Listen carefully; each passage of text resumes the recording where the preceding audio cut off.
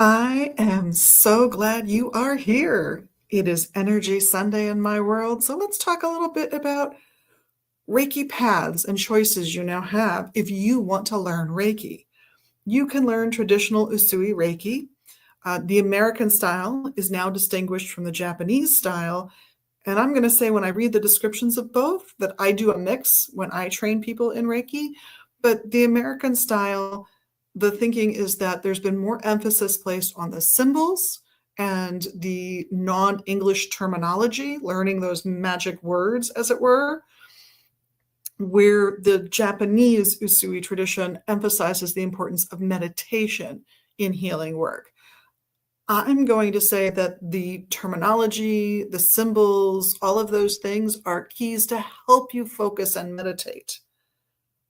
And there are people who need a physical reminder to meditate or a mantra to repeat in their head to stay focused in their meditation, and that these are really good tools. But I'm going to agree with the Japanese, or at least how the Japanese Usui practice has been represented to me, as really more reliant on the meditative process, being in the right state to allow that energy from the universe, from God, however you think of it, to come through me and affect my client positively. Because that's the only way that kind of energy can affect my client, right?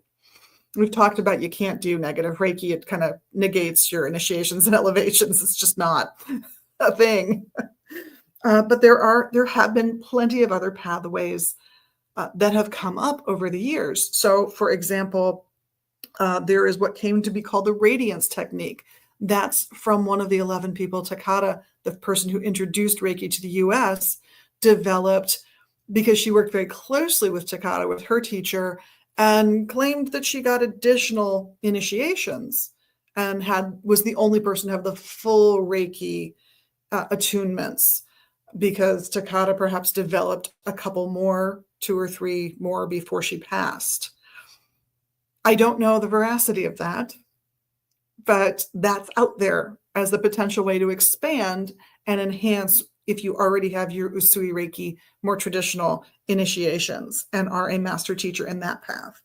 There are other disciples of Takata or people immediately from Takata who played with energies and how they work with energy to develop new systems. One added in a touch of an Egyptian motif to what they do because they found it to be effective.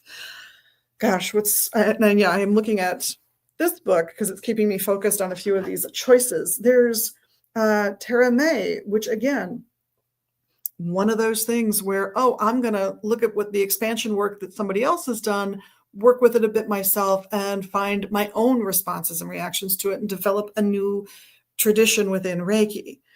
And that's what a lot of these are, whether we're talking about the Karuna, which is very much the same kind of thing, or Shambhala, which, that one is really keeps in mind things like Atlantis. Saint Germain is the energy that was being felt by the person who developed that system according to their experience of it. Shamanic Reiki, which is much more freeing, and Chaos Reiki, also much more freeing. In some ways, you can almost use those words interchangeably, but not quite. In both cases, the individual is often saying, I have Reiki training, I am well grounded in Reiki, I am a Reiki second, third master teacher, what have you, but I'm going to follow my gut. I'm going to recommend everybody do that. If you already have a symbolic system that brings you to a similar space that Reiki brings you to, I don't see anything wrong with beginning to combine those symbols. I think it can enhance the healing effects, so I recommend it. There's Vajra Reiki,